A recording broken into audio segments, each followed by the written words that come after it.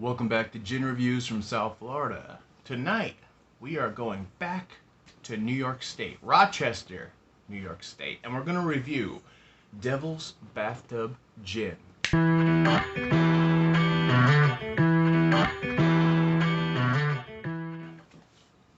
Alright, back in New York State, good old New York. We're coming in at 46%. We are distilled in the Honeoye Falls Distillery in Rochester, New York. We're contemporary style, and our botanicals are cinnamon, cloves, cumin peppers, grains of paradise, and juniper, of course. Here is the bottle. As you can see, some was used. Yeah, it's pretty strong actually. Good punt right there. I love it already. So, speaking of the bottle missing some liquid here, I had a review already done for this in Tennessee, and it was one of those weird things where the files that I had saved was completely gone, and that's when I upgraded to a larger size or a larger capacity storage, and I haven't had a problem since. So I'm gonna kind of redo this review, and actually I haven't had this gin for about 9 months or so, so it should still be fresh for me. On the bottle, we have Devil's Bathtub is a new Western-style gin that balances a traditional profile with an array of aromatic spices. Cinnamon, nutmeg, cloves, grains of paradise, and cumin pepper provide a mischievously complex flavor experience unlike any other. Enjoying your favorite cocktail or sip it neat. Either way, it's time to embrace the devil inside of you. Yeah, let's oh, did you hear that? There's not really anything. Let's see, the devil inside of me. Oh, you don't want to meet him.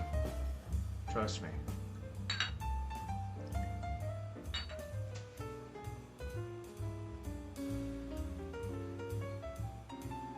Okay, there is this cinnamon. I mean, very pronounced cinnamon that's coming off of this. It's herbal though. There's herbal notes, and I don't know if that's the juniper in it or if it's just all the other really hard spices, because honestly this gin, the botanical lineup, almost reads like a Red Hot.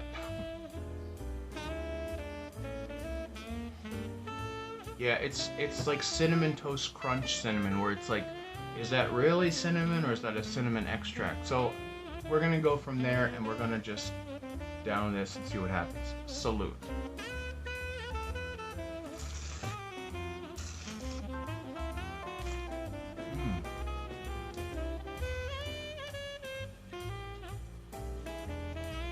Wow. Wow. That's a kick in the pants right there. Okay. It's vividly spice forward. There's definitely floral notes that are coming at me.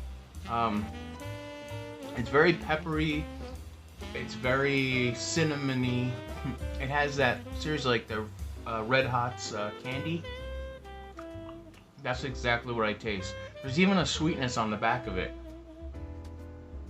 You know, when I make steak au poivre, usually in a restaurant setting, I like to use green peppercorns as the finishing sauce, and I'm getting that note, like a green peppercorn note at the end of this.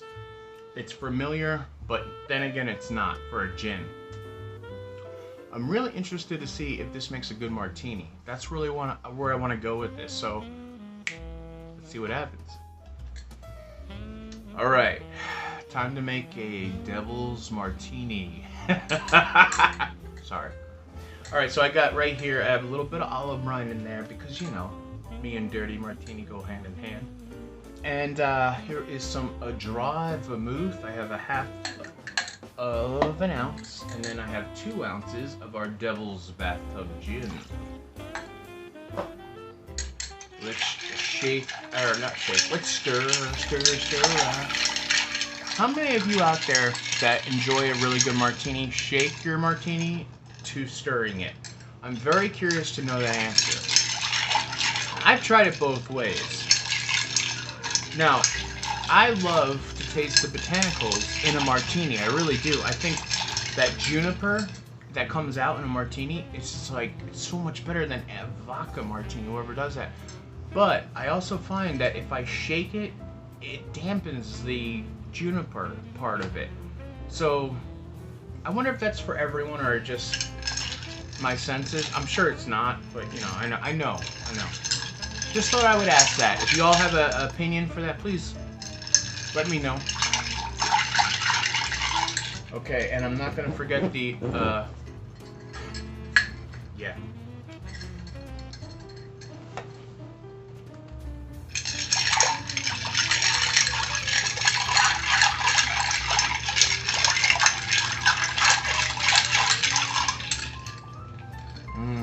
Wow, there's so much clove and cinnamon and allspice coming off of this. It's very peppery. Peppery? Sure.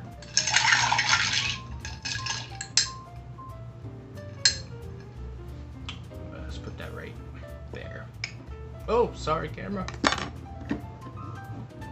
Don't fall. Alright, I went and set up this beautiful, I love this martini glass. Isn't that beautiful with that color? With our classic 3 olives. No more, no less. Okay, I'm gonna let you know right now if this is worth it or it's not.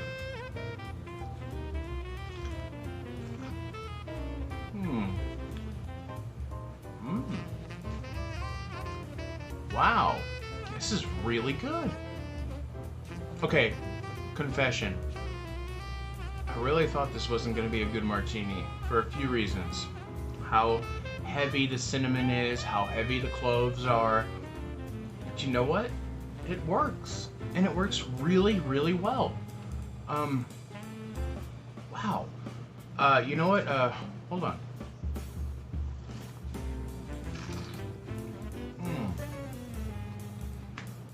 It's like, it's so dry. The spices, those heavy cloves, I keep saying cloves because that's what I'm tasting right away. It's mixing with the juniper and with the vermouth in here, the olives and the orange bitters, and it's drying it down to where it's almost like puckering dry. But it's very good. It's very good. Oh my God, this is so nice. You know, I have to thank one of my amazing supporters on my channel for getting me into these martinis, because I wasn't a huge martini person.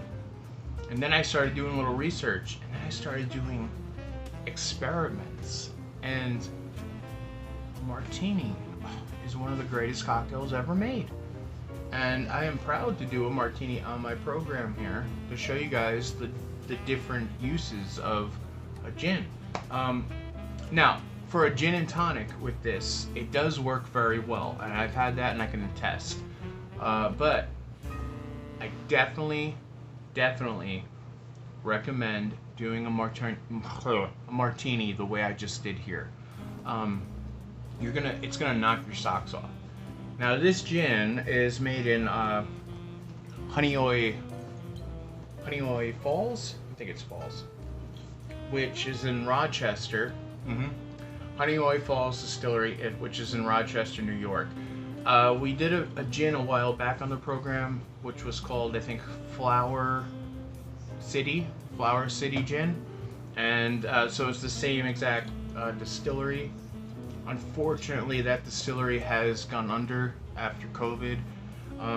The great thing is for us right now, which is not that great for them, but a lot of their gins are flooded out there in the market right now. So if you see this, first, don't pay more than $25 for this gin, okay?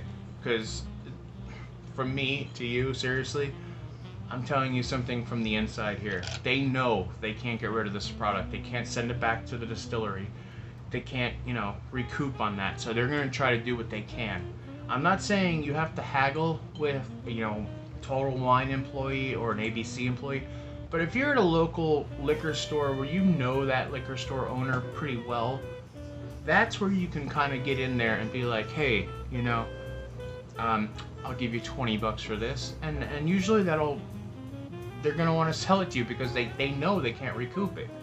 I'm just giving you a little bit of advice from someone that visits many liquor stores all around the states here.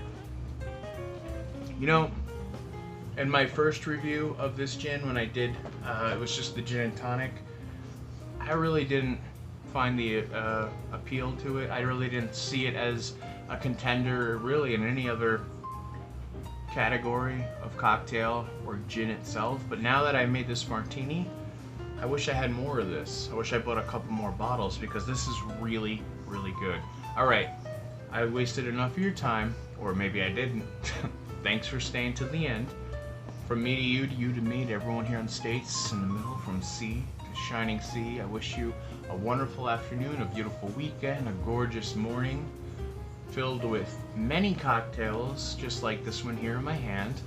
And I'll see you all on the next one. Goodbye now, you bastards.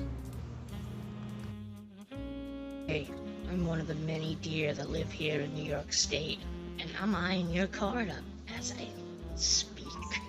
So you might as well subscribe or I'll make you crash.